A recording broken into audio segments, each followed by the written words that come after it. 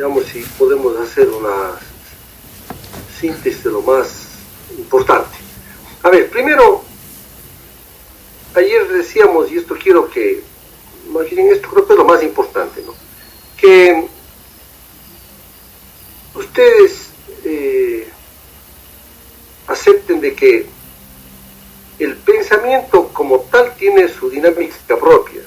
Una vez que llegamos o nos elevamos del conocimiento sensible al conocimiento racional, es decir, al pensamiento, el pensamiento humano tiene una propia dinámica.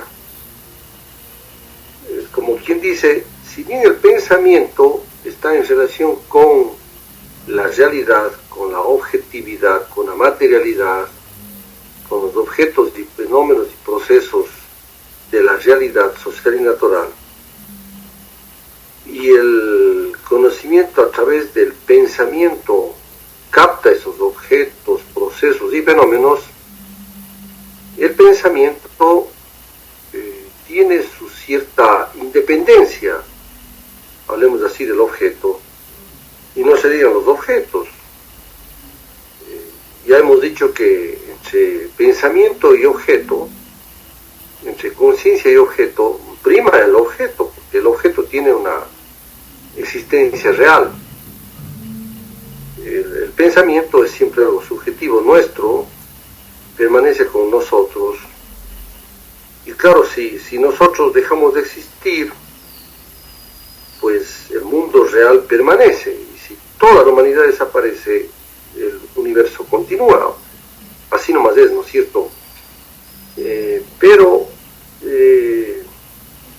una vez que están presupuestos estos dos elementos del sujeto y objeto, el pensamiento, que es, ¿no es cierto?, una cualidad del sujeto, entonces tiene su propio movimiento, su propio desarrollo, hablemos así. El pensamiento tiene su propio desarrollo, porque tiene sus propias lógicas, su propia estructura, y a partir de un pensamiento se hila a otros pensamientos, y así sucesivamente, ¿no? Ahora, esto significa que el pensamiento, como es una capacidad del ser humano, del sujeto, eso quiere decir que nosotros tenemos que darle una verdadera importancia a la actividad del sujeto en el proceso de conocimiento. ¿Por qué? Porque recordarán que decíamos que el conocimiento es un reflejo del mundo objetivo en la conciencia del ser humano, estrechamente vinculado a su actividad laboral, es decir, a su actividad práctica. De forma que es el sujeto el que penetra en el objeto, hablemos así. Es el sujeto que con su actividad transforma el objeto y obtiene conocimiento.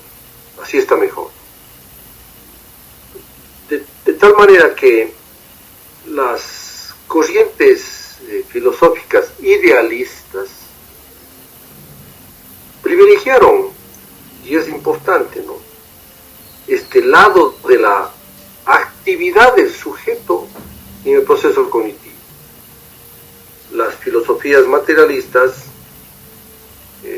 daban un énfasis, en cambio, al objeto, a la materia, a la realidad. También tiene razón, pero la filosofía idealista fue la que recalcó esta importancia de la actividad del sujeto sobre el objeto. Es decir, sin actividad del sujeto no hay conocimiento. Así está mucho mejor todo. Sin la actividad del sujeto sobre el objeto, sobre la realidad, no hay conocimiento. Así está mejor. Por lo tanto, decíamos ayer que el pensar o el pensamiento está en permanente movimiento, no solo como resultado de la interacción práctica de las personas con la realidad objetiva, sino como resultado de procesos intrínsecos al interior de la esfera del pensamiento en sí. otras palabras, el pensamiento está en permanente movimiento, no solo por la interacción práctica con la realidad objetiva, sino por procesos internos intrínsecos de la propia esfera del pensamiento como tal. Entonces, decíamos que estos recorridos dialécticos del pensamiento, esta dinámica del pensamiento, se expresa en procesos como análisis y síntesis, inducción y deducción, lo absoluto y lo relativo, lo abstracto y lo concreto, lo inmediato, lo desconocido y conocido, forma y contenido, verdad y error. Comenzamos por la verdad y error, ¿no? En cuanto a la verdad y error, decíamos que en la visión o concepción formal, metafísica y dogmática de la filosofía, aparecían las verdades como absolutas, eternas, definitivas, perfectas, trascendentales, frente a las imperfecciones del pensamiento humano. De manera que en la visión formal, metafísica, dogmática, había una oposición, o se concebía una oposición entre lo absolutamente verdadero o lo absolutamente falso, sin dar espacio a una relación entre verdad y error. Más bien las dos cosas quedaban excluidas. Pero en el pensamiento actual, verdad y error más bien se asume como un binomio que están actuando recíprocamente. Por errores que se van superando, llegamos a la verdad. Pero esa verdad que aparece como inconmovible, como acabada, no tarda en mostrar sus errores. Y así se va, ¿no es cierto?, dando todo un ciclo. Por ello, les decíamos, el pensamiento se desarrolla desde lo inferior a lo superior por aproximaciones sucesivas, a verdades cada vez más profundas y maduras. Recuerdo que comparábamos que el conocimiento es como, comparativamente, como cuando nosotros vamos pelando una fruta, decíamos una cebollita, y va apareciendo y vamos conociendo su estructura interna. O cuando luego de penetrar las capas de una fruta nos encontramos con la pepa en la semilla, y ahí está escondida y conocemos que está el secreto de la vida. El pensamiento se va dando por aproximaciones sucesivas, no de tajo. Es como lo que sucede en el amorcito, ¿no? El amor se va conociendo poco a poco, se va interiorizando, uno se va encamotando, se va conociendo a la persona, y claro, mientras más se le conoce, más se le quiere, pero a veces también, mientras más se le conoce y se va conociendo más, uno se despecha. ¿Qué dicen ustedes? ¿No es así? Así es, ¿no? Poco sucede lo mismo con el amor. El conocimiento como en el amor, un proceso de conocimiento. Bueno, entonces, a través de errores parciales, momentáneos, transitorios, vamos acercándonos a lo verdadero, y lo verdadero se transforma en falso y viceversa. Pues ese es, ¿no es cierto?, un tema, un poco el resumen entre verdad y error. En cambio, entre lo absoluto y relativo, este tema ya nos referimos en algunas oportunidades, puesto que igualmente en la antigua filosofía, lo absoluto y relativo pues daba lugar a concepciones metafísicas que oscilan entre el dogmatismo, el escepticismo, el relativismo. En cambio, en la concepción dialéctica existe una posición crítica frente a las verdades absolutas, como que en realidad no existen, pues así, en estricto sentido, verdades absolutas, sino lo absoluto está dentro de ciertos límites, pero fuera de ellos, decíamos, es relativo. Siempre hay en la filosofía dialéctica una posición crítica frente a posiciones absolutistas de la verdad, porque una verdad absoluta aparece como tal en ciertos límites, en cierto tiempo, en cierto momento y circunstancias, y luego aparece como una verdad relativa, ¿no? Y siempre eso sucede con el conocimiento, con el pensamiento. Lo que nosotros no podemos aceptar son posiciones escépticas. El escepticismo considera que no es posible el conocimiento de la verdad. Sí es posible el conocimiento de la verdad, no podemos ser escépticos, pero la verdad se conoce paso a paso. Igual, ¿no es cierto?, en nombre de que existan verdades absolutas, lo absoluto y lo relativo, no quiere decir que todo sea relativo. No, pues 1 más 1 es 2, es un absoluto. La distancia más corta entre un punto y otro es la línea recta, pero es allí que cuando estamos en el micromundo no siempre es así. En el micromundo ahí las cosas se expresan de otra manera, de forma que esto de admitir que hay una dialéctica entre lo absoluto y lo relativo, que lo relativo se transforma en el absoluto y que el absoluto se transforma en relativo, no implica que nosotros caigamos en el escepticismo o que creamos que todo es subjetivismo, que no hay cómo acceder a la verdad, que todo es relativismo. No, nada de eso. El pensamiento como movimiento admite la relatividad de los conocimientos y la permanente superación de los límites del conocimiento. No existe una total separación entre verdad relativa y absoluta.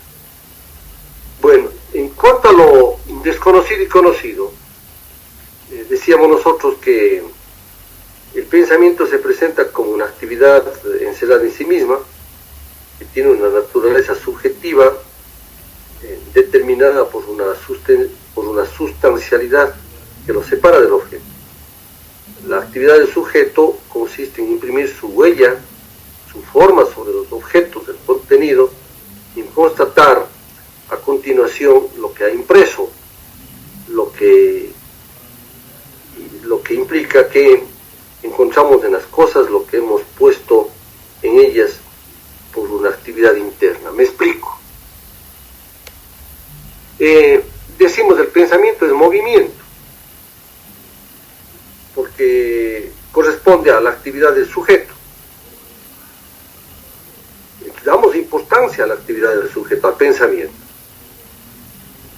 En la filosofía idealista se considera que el pensamiento, la actividad del sujeto, imprime su huella en los objetos, en el contenido de los objetos, fenómenos y procesos. Sí, es verdad. Y esa huella se modifica a su vez a medida que vamos avanzando en el conocimiento. Claro que la filosofía idealista llega al extremo de decir que el conocimiento, o mejor dicho, el cerebro conoce lo que la propia conciencia crea, pero ese es un extremismo. En definitiva, nosotros conocemos lo que nosotros mismos colocamos en la realidad. En parte sí, en parte no, porque a su vez, si nosotros transformamos las cosas, imprimiendo nuestra huella con nuestro pensamiento, pero la realidad a su vez se resiste, se muestra y modifica nuestro pensamiento. En otras palabras, en nuestra actividad imprimimos nuestra huella, nuestro pensamiento en las cosas, en los objetos, como si fuese una obra de arte, donde está impresa nuestra subjetividad. Pero a medida que transformamos las cosas, los objetos, los fenómenos, los procesos, ellos a su vez transforman ese pensamiento nuestro, porque el conocimiento de la realidad transforma nuestro pensamiento. Como quien dice, hay una dialéctica entre lo subjetivo y lo objetivo, ¿no? El sujeto transforma, conoce, imprimimos nuestra huella en las cosas, pero a su vez las cosas se resisten, se abren y transforman nuestro propio pensamiento. Hay una actividad dialéctica entre el sujeto y objeto. Esto es importante comprenderlo. El pensamiento es parte de la actividad del sujeto, tiene su dinámica propia, pero el pensamiento no se conciben al margen de los productos, de las obras, de los objetos a los que se aplica. Más bien ese pensamiento se fecunda, se crece conjuntamente con los objetos, los fenómenos, procesos a los cuales aplicamos nuestro pensamiento.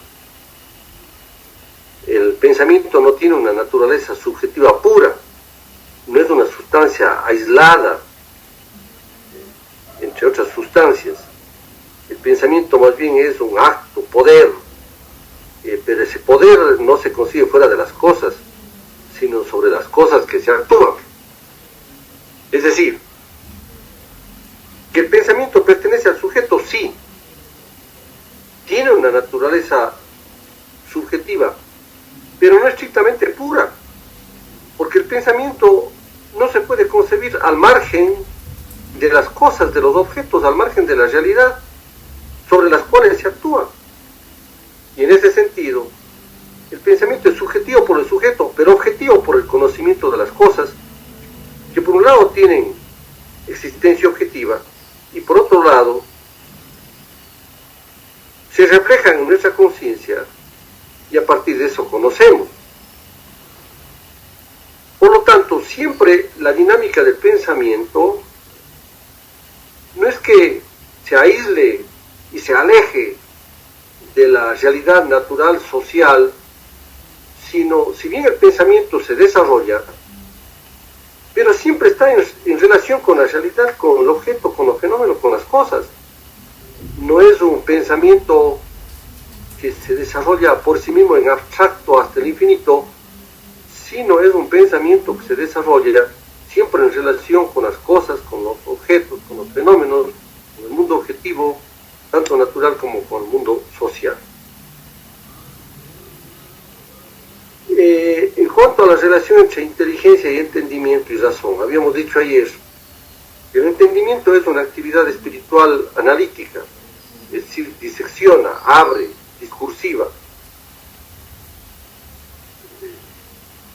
En cambio, decíamos nosotros que la razón, al contrario, se caracteriza por ser lo más elevado a que puede aspirar el espíritu humano, en relación y unidad del saber, la capacidad de las ideas, según Kant, o la dialéctica de la comprensión de la totalidad, según Hegel. La inteligencia es entendimiento, separa, aísla, analiza, disecciona los objetos de la realidad total. La razón, en cambio, sintetiza, restablece, reintegra la realidad como una totalidad con sus estructuras y anexos. A ver, me explico de mejor manera. Ustedes, no sé si tuvieron la experiencia en su niñez, todos creo que sí, en el sentido que de niños desarmamos cosas, ¿sí? Desarmamos cosas, juguetes, objetos, nos distraemos desarmando cosas, desarmamos cosas y nos quedamos con piezas. Es un proceso de inteligencia, porque se aísla, se separa, se disgrega, se disecciona, se descompone ese objeto concreto en varios elementos. Pero en cambio, es la razón lo que permite restablecer o volver a unir las piezas, a volver a unir las piezas, a restituirlas, a reintegrarlas. Pero es en esos procesos de desintegrar por un lado, de descomponer, separar, aislar, a través de la inteligencia. Y ese proceso de razonar, unir, reintegrar, sintetizar, en esos dos procesos conocemos mejor las cosas. Cuando no descomponemos una cosa, no la conocemos bien, la descomponemos en sus partes, conocemos su intimidad, la restablecemos en la totalidad, en su unidad inicial, y conocemos de mejor manera esas cosas. Así funciona. El entendimiento disgrega, la razón, en cambio, critica el análisis, supera la abstracción, restituye la unidad, la totalidad, alcanzando un conocimiento de otra cualidad. Siempre acuérdense de este ejemplo, ¿no? Cuando descomponemos cosas, así analizamos, y luego cuando tenemos que volver a unir las piezas, sintetizamos, y en ese proceso tenemos nosotros, o adquirimos nosotros, un conocimiento más alto, de mejor cualidad. Bueno, luego viene la relación del inmediato y lo mediato, ¿sí? El conocimiento inmediato, como su nombre le indica, no se origina a través de un proceso estrictamente cognitivo, de un proceso de conocimiento, sino el conocimiento inmediato se produce por los primeros datos que se impregnan en la conciencia provenientes de la realidad exterior a través de los sentidos. Ese es el conocimiento inmediato. Solía llamarse por algunos como intuición. Otro día inclusive a hablar inclusive de que es una suerte de hasta intuición revelada. La verdad es que nosotros tenemos conocimientos inmediatos de las cosas, fenómenos y procesos, insisto, no como resultado de un proceso consciente, sistemático, empleando un método científico, no, el conocimiento inmediato proviene de realidades, de cosas, a través de los sentidos que nos llevan datos a la conciencia. La conciencia se alimenta de la realidad exterior. No es, como digo, ese conocimiento inmediato resultado de un procedimiento consciente y voluntario, no, es casi medio automático. En cambio, el conocimiento mediato, ese sí es resultado más bien de un proceso cognitivo, donde se utilizan medios, un procedimiento, un método para llegar a tener conocimientos. Ese es un conocimiento adquirido, conquistado, producido. En cambio, el conocimiento inmediato proviene de las cosas, de los objetos, de los fenómenos de la realidad, con datos que penetran en nuestra conciencia a través de los sentidos. No es resultado del método científico, en cambio el conocimiento inmediato es más bien resultado de la aplicación del método científico como tal, ¿no? Recuerden ustedes que el conocimiento sensible es producto de las sensaciones, siendo su punto de partida, y se transita de las sensaciones hacia las percepciones y representaciones, y luego a los conceptos, juicios y razonamientos, y de esa manera se interrelaciona el grado sensorial, el grado lógico del conocimiento. Por lo tanto, el conocimiento inmediato se da por una acumulación de conocimientos. Claro, ese conocimiento inmediato, producto de un conocimiento metódico, de un proceso, puede transformarse a un conocimiento ya inmediato, y eso se convierte en una línea de base para otro proceso nuevamente que se inicia en un conocimiento cada vez más superior. Bueno, y llegamos a un tema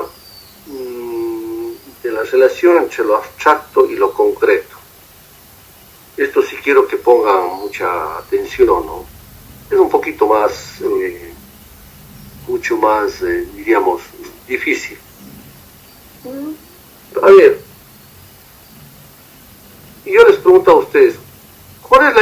tenemos de lo concreto y de lo abstracto. ¿Qué es lo concreto?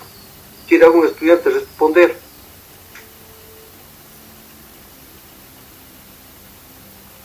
¿Qué es lo concreto? Tal vez, doctor, que es algo que sabemos con certeza y que es algo que, o sea, como que se nos viene a la mente directamente. Ya, póngame usted el ejemplo de un objeto concreto. Por ejemplo, no sé, buscar mi teléfono, o sea, yo sé cuál es mi teléfono concretamente. Un objeto concreto es un teléfono, una silla, una banca, el pizarrón, su casa, ahí están cosas concretas. Doctor, Sí. ¿podría ser algo concreto, algo que se puede materializar o que se puede dar por hecho? Sí, lo concreto se lo vincula generalmente con lo material, con lo sensible, con algo que está allí, objetivo, presente en la realidad, ¿no es cierto? Lo concreto. Ya, y ahora... Entonces que lo concreto es algo preestablecido que ya como tal no se ha modificado. Está allí, exactamente, está allí, presente, objetivo. Eso es lo concreto. Y generalmente tenemos la idea de que lo concreto es lo apreciable, lo que nos da seguridad, lo que está presente ante nosotros. ¿Qué es en cambio lo abstracto? ¿Qué sería algo abstracto? Doctor, ¿puedo hacerle una pregunta sobre el anterior tema? O sea, sobre lo mediato y lo inmediato. Sí, pero acabemos esto, por favor, para no despistarlo. Ya le absorbo lo anterior. Ya, pero listo. ¿qué es lo abstracto? ¿Qué sería lo abstracto? Lo abstracto podría ser algo que está presente, pero que no se puede ver. Sí, bueno, sí, lo abstracto es una suerte de representación o reconstrucción mental, ¿no? Claro, la casa que tiene al frente es algo concreto, y vemos varias casas y varias villas, en fin. Lo abstracto más bien es el conocimiento de una casa. A ver, lo concreto tenemos varios animales que vemos, un gallo, una gallina, un pato, un ganso, un toro, una vaca, un conejo y una oveja. Pero cuando yo tengo el pensamiento de una oveja, no digo tal o cual oveja, sino de una oveja y cuáles serían las características esenciales de eso que llamo oveja. ¿Cuáles serían esas características de eso que llamo oveja? ¿Cuáles serían sus rasgos esenciales de una oveja, o de una vaca, o de un toro? ¿Cuáles serían esos rasgos esenciales? Vamos mejor tal vez con un toro. ¿Cuáles son esos rasgos esenciales? Cuando yo no me refiero a tal o cual toro, sino digo un toro. Ese es un abstracto, un concepto abstracto. Y en ese concepto abstracto, ¿cuáles son los elementos que concurren? ¿Cuáles son los elementos o rasgos esenciales? Un animal que... ¿Imaginación? ¿Ah? Quizás de imaginación. No, un animal que tiene 4 patas. No, de lo abstracto. Claro, hablo del abstracto. Si tiene 4 patas, si tiene Doctor, tal vez podríamos relacionar a lo concreto con lo que ya no puede, digamos, tener una interpretación, digamos, que ya está por hecho, digamos, que es así, y lo abstracto a que está abierto a varias interpretaciones. No sé si estoy en lo correcto. En parte sí, pero de lo concreto podemos tener varias interpretaciones. Mire, así como decimos de lo concreto es una oveja, una vaca, un buey, un pato, un pavo. Ya, y nosotros cuando nos referimos a un toro, simplemente un toro al margen de tal o cual toro, sin un toro, ese es un concepto abstracto. Pero ese concepto abstracto implica que sus rasgos esenciales, me viene la idea, de que es algo que tiene 4 patas, cascos, cachos, cuero, rabo y muje, es toro. O cuando digo pato, pues un pato tiene unos rasgos esenciales. A ver, entonces, una primera aproximación. Lo concreto es lo inmediatamente percibido, lo que está allí, materialmente, con sus particularidades. Lo abstracto es más bien ese concreto, pero concreto pensado, es decir, en sus rasgos que caracterizan ese concreto, en sus rasgos, en su esencialidad que caracteriza lo concreto. Por eso es que ya voy a ir a la pregunta que quiere la compañera, por eso es que lo inmediato y lo mediato están profundamente vinculados con lo abstracto y lo concreto. Lo inmediato es lo concreto, ¿sí? Está allí. Lo abstracto es lo mediato. El concreto está allí, el objeto en sí.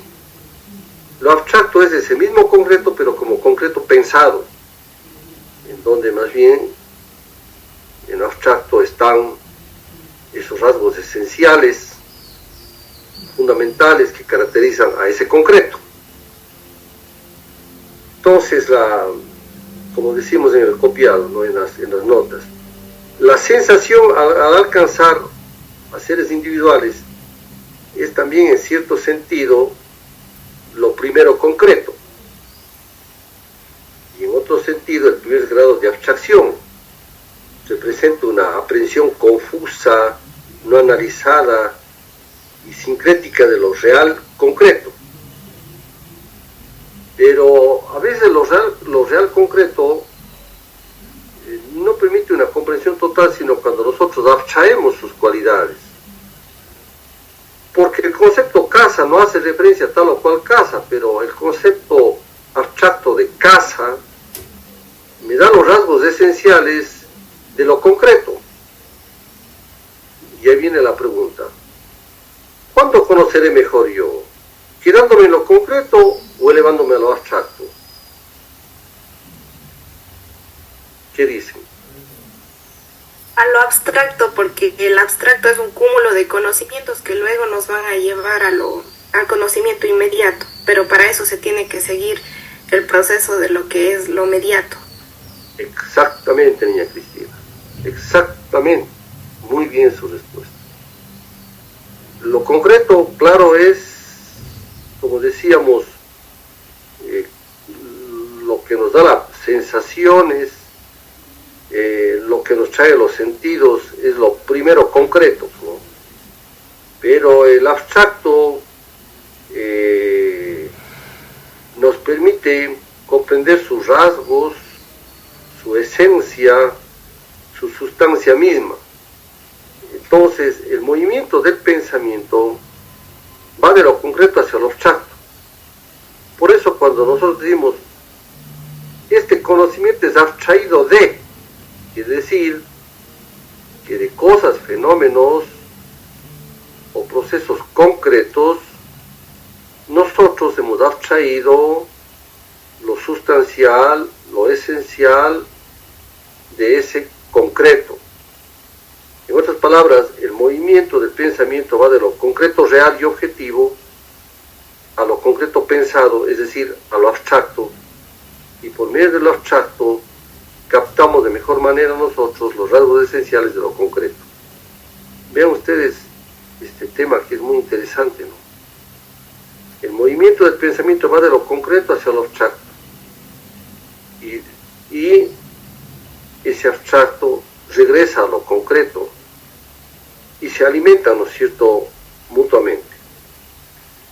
Por eso decimos que lo concreto y lo abstracto son dos aspectos inescindibles, inseparables, donde incesantemente se pasa del uno al otro, de lo concreto al abstracto, de lo abstracto a lo concreto, ya que lo concreto determinado se convierte en abstracto, de forma que lo abstracto aparece como lo concreto ya conocido.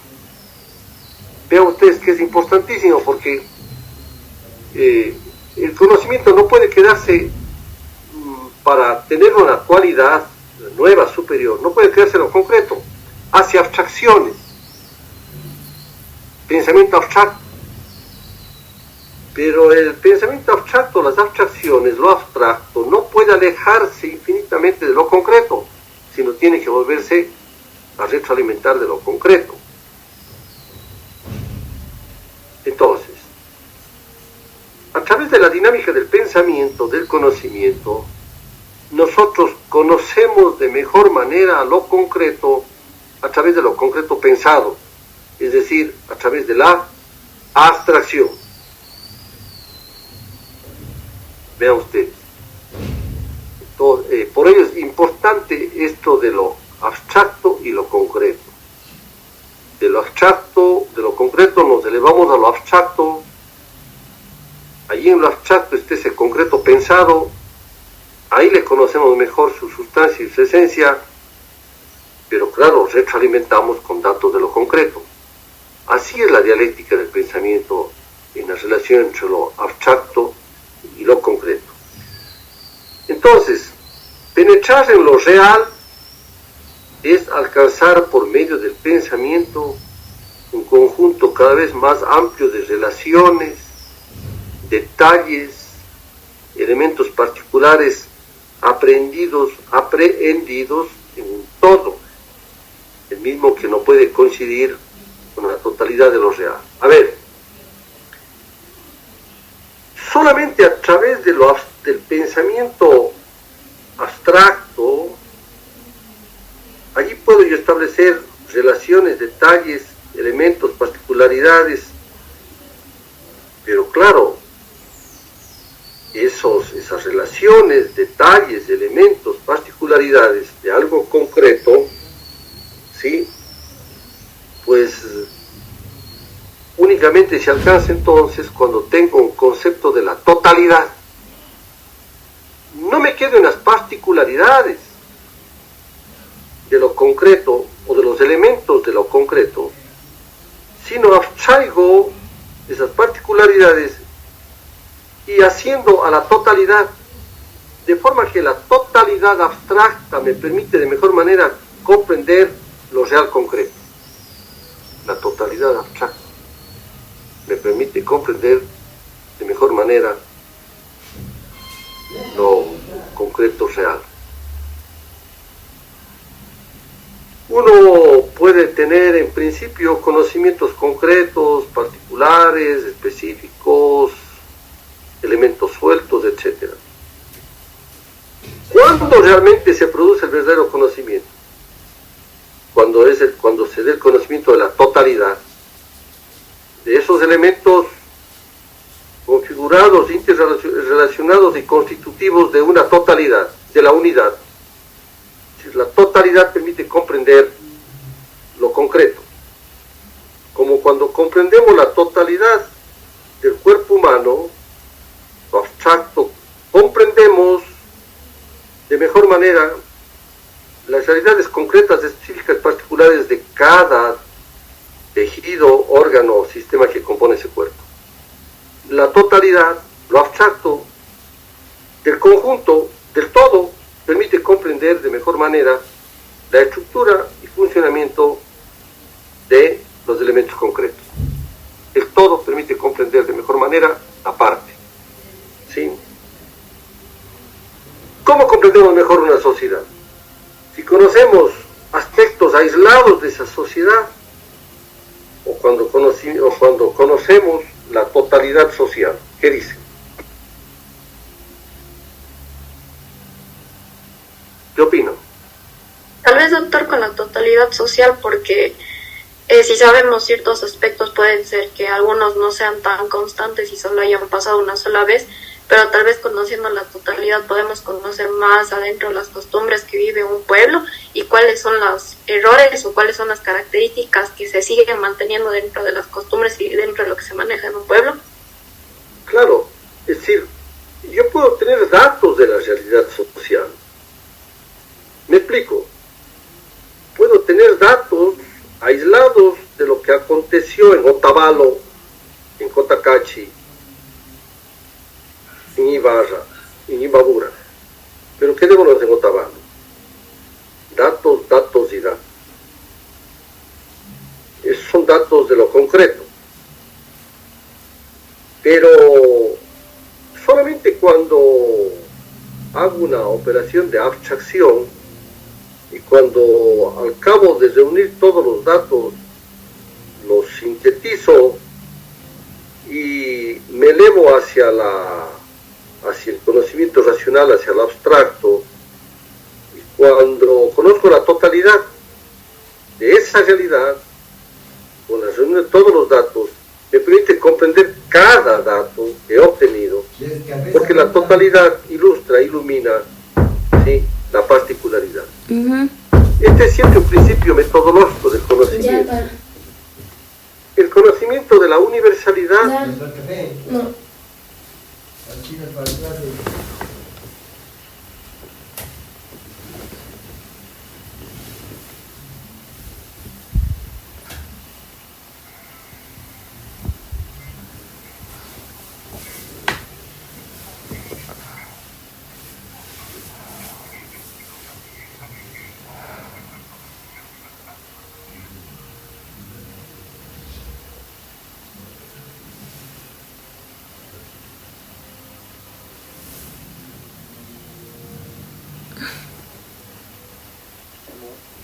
Dime.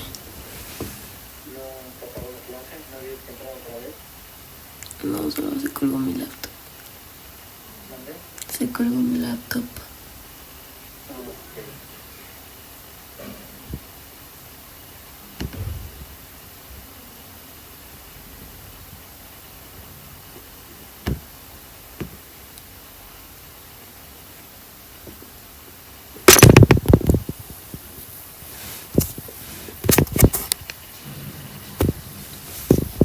Comienzo abriendo la cavidad craneal, luego, ¿no es cierto?, la cavidad torácica y luego la cavidad estomacal intestinal. Así hago una disección. Una autopsia es una operación analítica.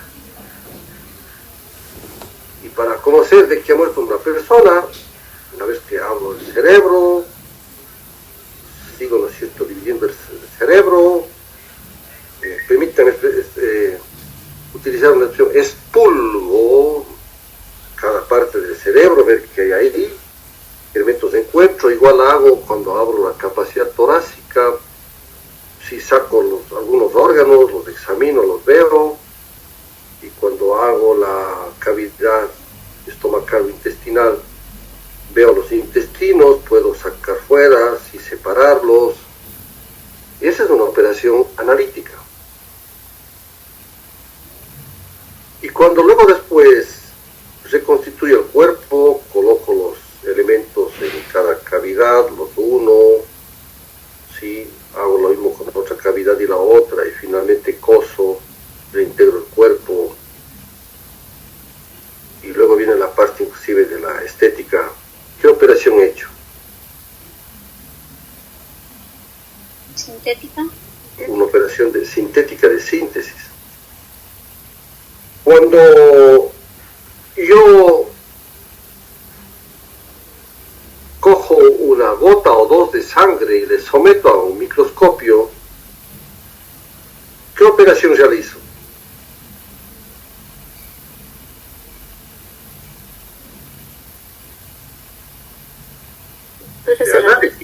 De análisis, porque quiero ver las partes de esa sangre y descompongo en los glóbulos rojos, en los glóbulos blancos, las plaquetas y otros elementos. Y cuando yo hago, en cambio, cuando uno determinadas partes de azufre, de oxígeno y agua, pongo una molécula de azufre, 4 moléculas de oxígeno y 2 moléculas de agua, ¿qué obtengo? Ácido sulfúrico. elementos, ¿qué operación es? ¿Síntesis? De síntesis. Claro. El análisis va del todo hacia las partes, la descomposición del todo hacia las diferentes partes. La síntesis, en cambio, al revés. Reintegra esas partes en el todo, las une, es decir, va de las partes al todo. Eso es una síntesis. El pensamiento recorre justamente estos procesos analíticos y sintéticos. Va del análisis a la síntesis. El análisis descompone, llega a las partes, luego los une, regresa a la unidad, a la totalidad. Es la síntesis. El conocimiento va justamente del análisis a la síntesis. Por eso decimos, el análisis trata de penetrar en los objetos que se presentan como cerrados, como que cada ser es un mundo, un todo, por lo que el análisis va de lo complejo a lo simple, del todo a sus elementos, proceso que se verifica tanto en el análisis experimental como en el análisis racional. Los elementos obtenidos por el análisis son a su vez elementos complejos, por lo que el método científico se orienta a lo real complejo, es decir, el elemento para ser real tiene que estar envuelto, implicado en el todo. Es decir, si la síntesis separa las partes de un todo, si el análisis separa las partes de un todo, pues me muestra los elementos complejos de ese todo. Pero cuando al revés yo recorro y uno las partes hacia el todo, entonces obtengo un mejor conocimiento. Por eso decimos, la síntesis es una operación experimental real o racional, ideal, por medio de la cual se rehace en sentido inverso el camino recorrido por el análisis, razón por la que la síntesis reconstruye la unidad, el todo. La síntesis está presente al hacer el análisis. ¿Por qué decimos eso? Para levantarme. Porque si yo al hacer el análisis no tengo presente la síntesis, me quedo con las piezas sueltas. ¿Cuántas veces nos ha ocurrido a nosotros, y vuelvo con la experiencia cuando éramos niños, descomponemos un juguete, un objeto, por la curiosidad que tenemos. Después tratamos de unir, luego de haber hecho esa operación analítica, tratamos de unir y reconstituir ese objeto, nos sobran las piezas. Es porque en ese camino de hacer el análisis no tuvimos presente cómo estaban relacionadas las piezas para poder hacer la síntesis. Así mismo es en el conocimiento. Por eso la síntesis es una operación racional por excelencia, en tanto que el análisis es la operación de la inteligencia. La inteligencia descompone, separa. La síntesis es una operación más racional. Mientras el análisis desestructura y niega el todo, la síntesis niega esa negación y por lo tanto recobra la unidad, afirma el todo. ¿Sí? La síntesis es una operación racional por excelencia. ¿Sí? Porque mediante la razón reconstituimos la unidad, el todo. En cambio, el análisis es una operación de la inteligencia, separa. El análisis desestructura, niega el todo, la síntesis niega esa negación y vuelve a reconstituir esos momentos o elementos aislados y culmina afirmando el todo. El análisis va de lo universal a lo particular o a las particularidades. La síntesis va de lo particular o particularidades hacia lo universal. Análisis, descomposición. Síntesis, recomposición. Análisis, división. Síntesis, integración. El camino del pensamiento involucra estos dos procesos de análisis y de síntesis. Y bien, nos queda este último tema de la inducción y la deducción, que son más fáciles. ¿Hay alguna pregunta de lo anterior, por favor?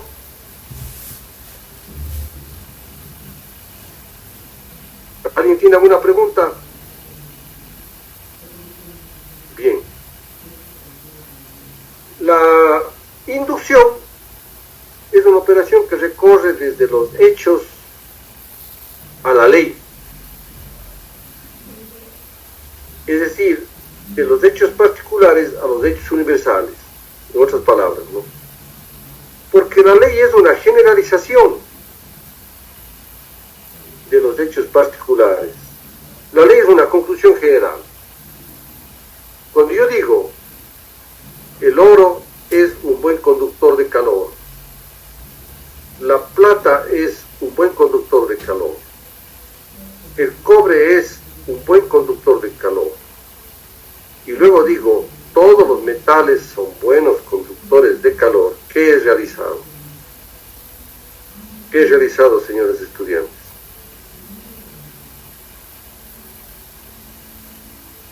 Una inducción. ¿Una deducción? Una inducción, claro,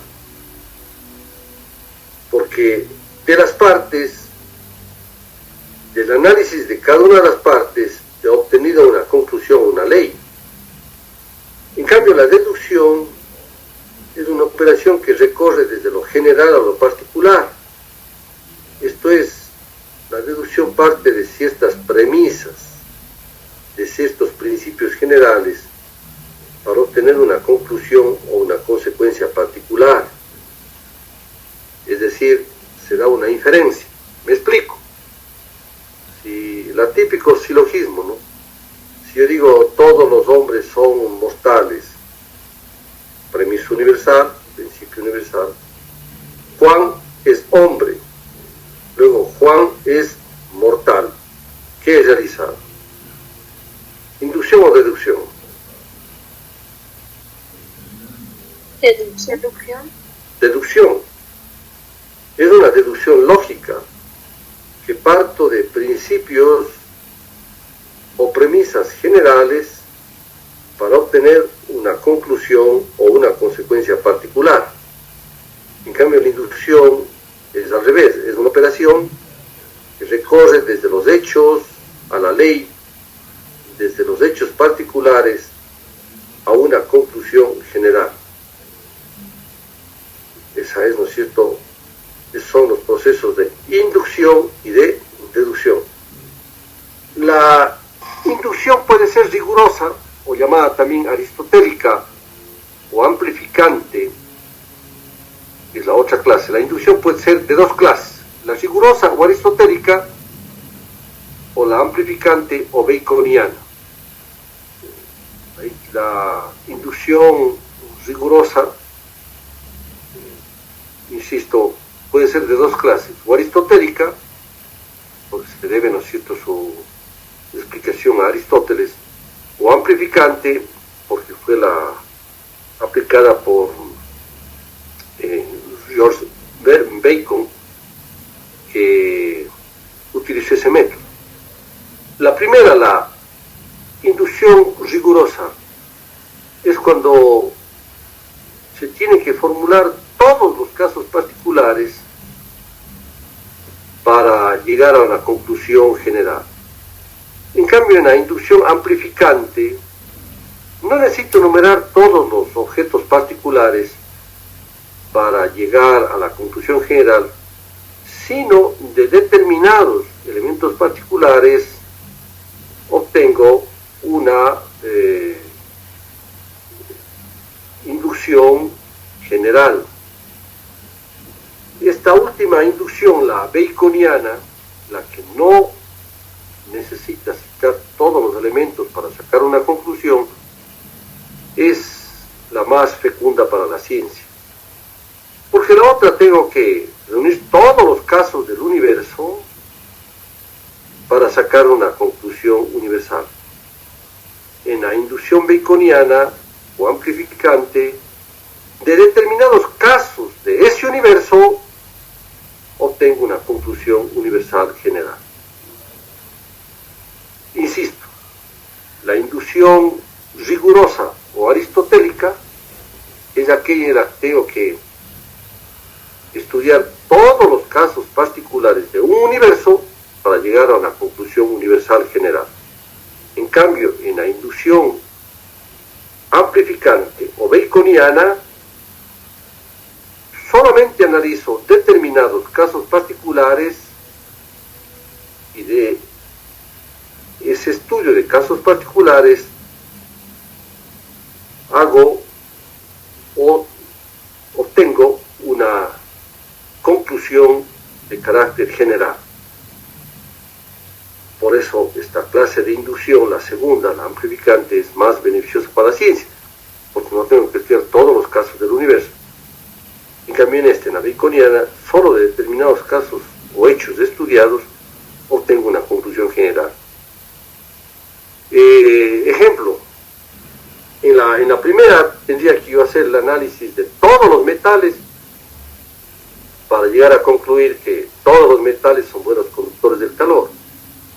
En el caso de la segunda, yo solamente me he contentado con decir que el oro es un buen conductor del calor, la plata es un buen conductor del calor, el cobre es un buen conductor del calor. Luego concluyó, todos los metales son buenos conductores del calor. Entonces he hecho en este último caso una inducción, ¿no es cierto?, de carácter amplificante. Vean ustedes cómo en el pensamiento se utiliza tanto los procesos u operaciones de inducción, que recorre desde cosas, hechos o procesos particulares hacia una conclusión general, o utilizo la deducción partiendo de principios o premisas generales para obtener una conclusión o consecuencia particular. Ambos procesos son procesos de la dinámica del pensamiento. Bien, ¿existe alguna pregunta al respecto?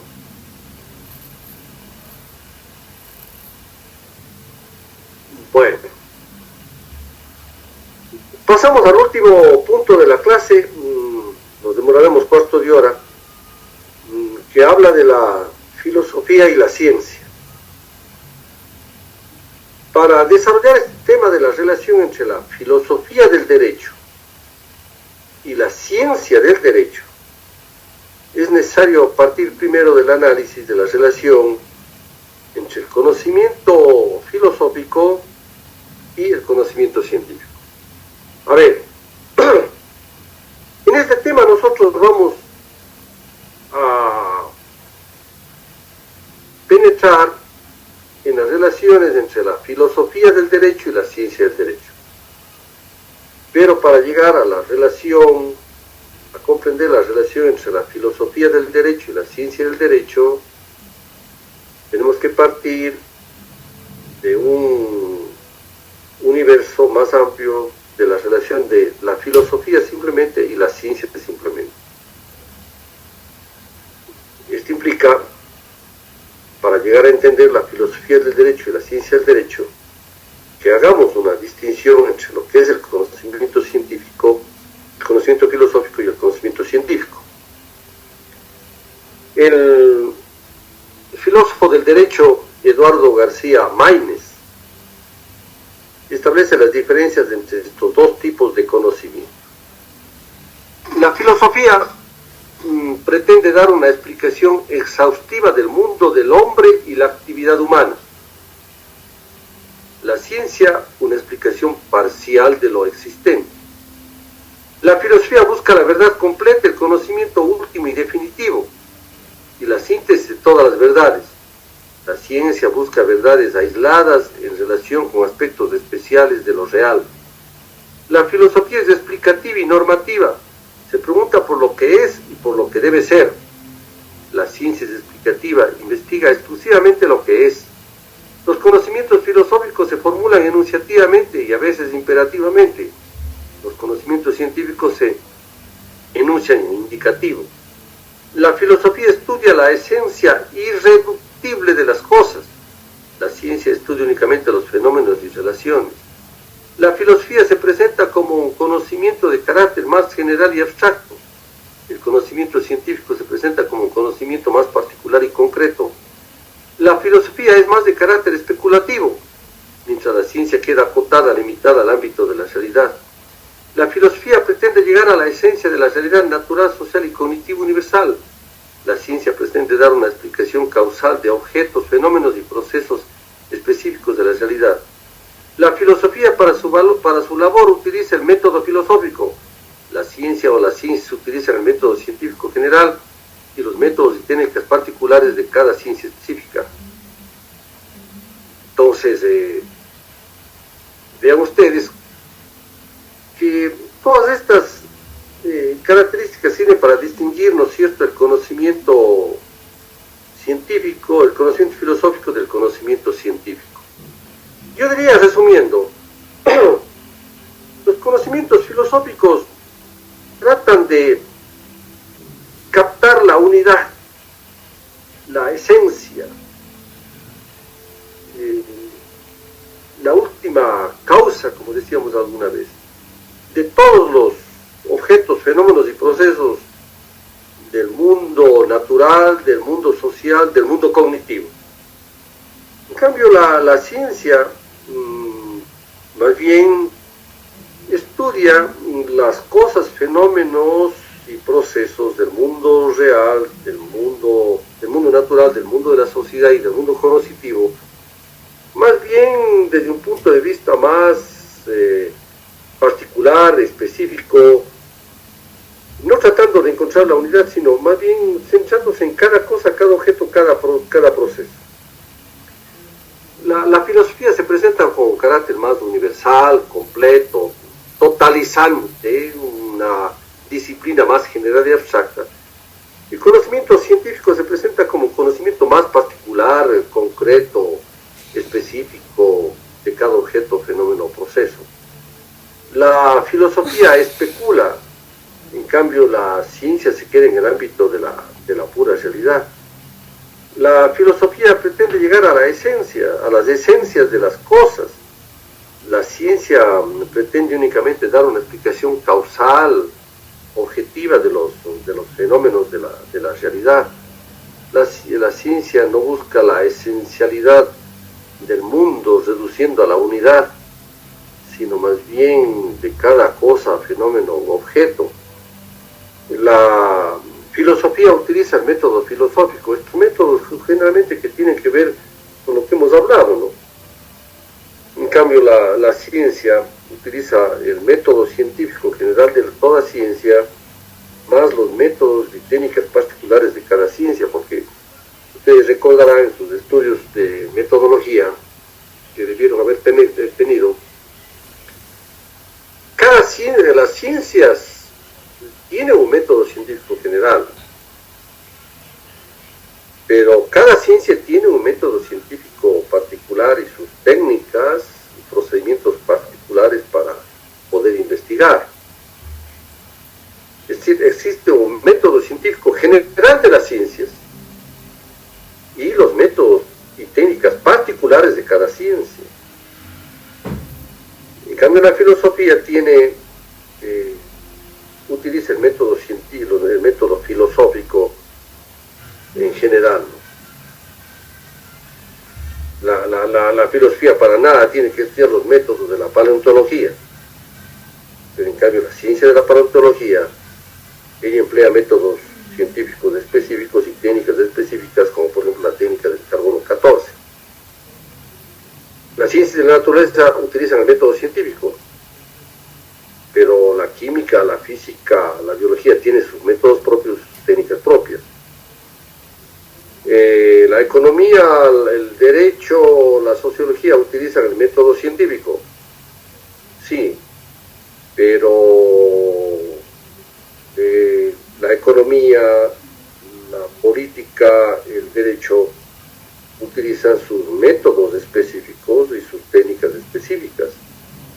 Aún más, hay que distinguir el método científico con sus características en el ámbito de las ciencias naturales y en el ámbito de las ciencias sociales. Lo que quiero decir es que la filosofía para su labor utiliza el método filosófico general, único.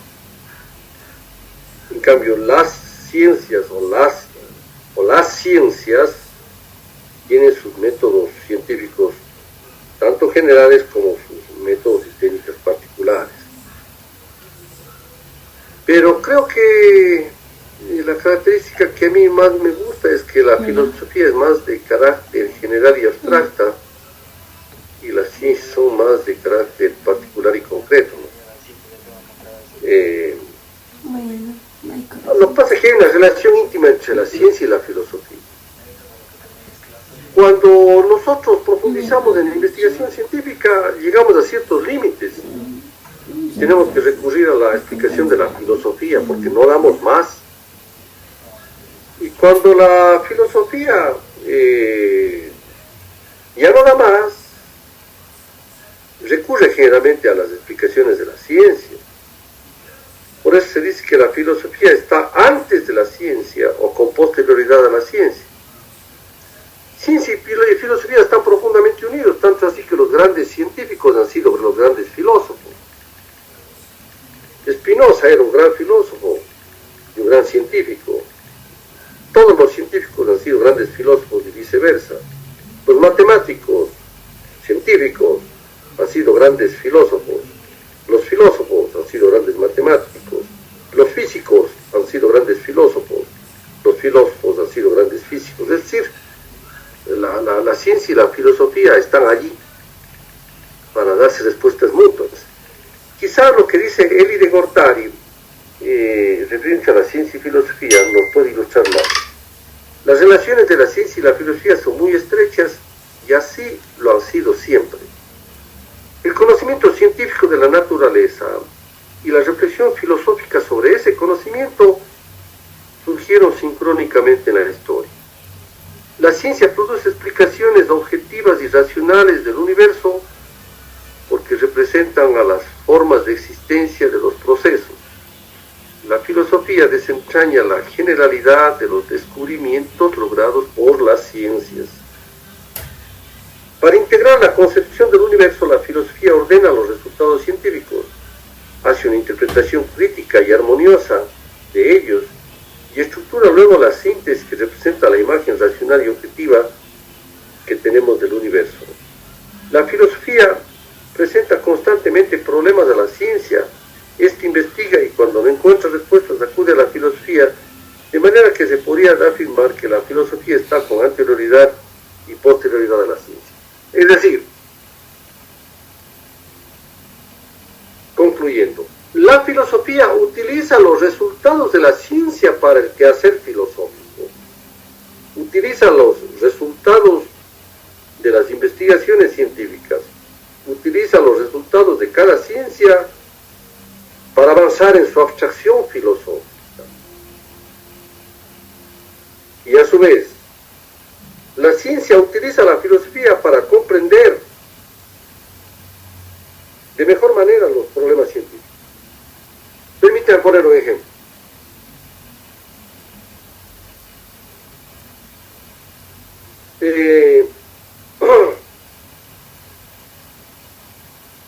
¿Por qué se atraen los cuerpos? ¿Quién me dice? ¿Quién me responde la pregunta? ¿Por qué se da la atracción de los cuerpos? La atracción de los cuerpos se da especialmente por la gravedad, por el tema de la curvatura de la Tierra.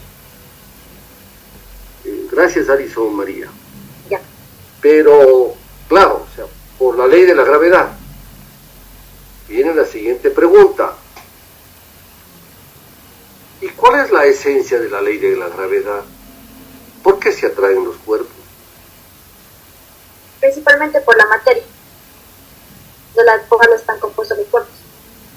Pero ¿y por qué se atraen las materias? Tengo un objeto aquí y un objeto allá, ¿y por qué se atraen? Porque tienen carga negativa y la otra tiene carga positiva. Eso es en electricidad, pero no en la gravedad. O sea, pero algo tiene que ver con la materia. Claro, que siempre es una relación entre materias, entre masas, en donde se da la atracción de los cuerpos. La Tierra está acá, el Sol está allá. Están separados, ¿verdad? Sí, están separados, claro. Y sin embargo se atraen mutuamente, ¿no? La Tierra atrae a la Luna y el Sol atrae a la Luna, a la Tierra y a Mercurio, y a Marte, a Júpiter, Saturno, a todos los planetas. Y entre los planetas se atraen. Por eso cuando lanzo un satélite de la Tierra, utilizo la atracción, primero salgo de la capa de la gravedad terrestre y me jala o me ala la gravedad de la Luna. Paso por la capa superior de la atmósfera, o mejor dicho, del ámbito gravitacional de la Luna, ya me trae la órbita de Marte. Y paso por la órbita externa de Marte y me atrae otro planeta, y así puede la nave ir viajando al espacio sideral, ¿no? Utilizando la gravedad. Pero tiene que pasar justo por el límite de las zonas gravitacionales para que no quede atrapada por una zona gravitacional y caiga ese planeta, sino que pase, por utilizar un término, rozando esa zona gravitacional y pasa adelante para que la traiga otra zona gravitacional. Pero bueno, eso en el macromundo, y en el micromundo los electrones están atraídos por el núcleo. El núcleo tiene protones, la periferia del átomo tiene electrones, bueno, y una cantidad de partículas más, porque el átomo no solamente tiene protones y electrones, sino neutrones, neutrinos, positrones, cantidad de partículas subatómicas, y entre ellas se atraen. ¿Pero y por qué se atraen?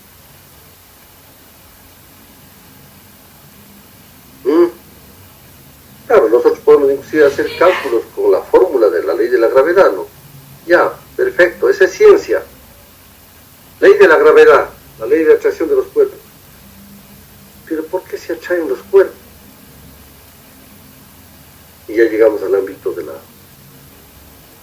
la filosofía. Sí.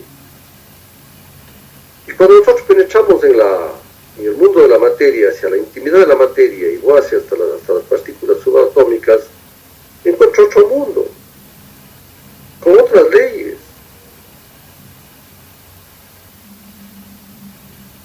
Y la ciencia no resuelve todos los problemas, recurre a la filosofía, a la especulación, al análisis filosófico. Entonces la filosofía utiliza los resultados de las ciencias y abstrae lo más general, lo más universal. A su vez, las ciencias se apoyan en la filosofía para elaborar sus hipótesis, para elaborar sus investigaciones. Entonces, vean ustedes que no es tan fácil responderse todo en el mundo de las ciencias, ni es tan fácil responderse todo en el mundo de la filosofía. Por eso ciencia y filosofía se complementan en sus ámbitos. Bueno, esta es la relación entre la filosofía y la ciencia en general, entre el conocimiento filosófico y el conocimiento científico. Pero esto solamente es la introducción, porque a nosotros nos interesa hablar sobre la filosofía del derecho y la ciencia del derecho. Cuestión que hablaremos entonces en la próxima clase, ¿no? ¿Y existe alguna pregunta de los señores estudiantes sobre este tema que acabamos de ver?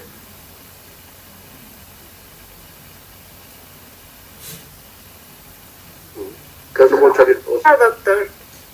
Bien, entonces damos por concluido la clase. Les agradezco, que pasen bien todos y todas. Gracias. Hasta mañana, doctor. Muchas gracias. Gracias, doctor. Que pasen bien ustedes. Gracias, doctor. Pasen bien. Gracias, doctor.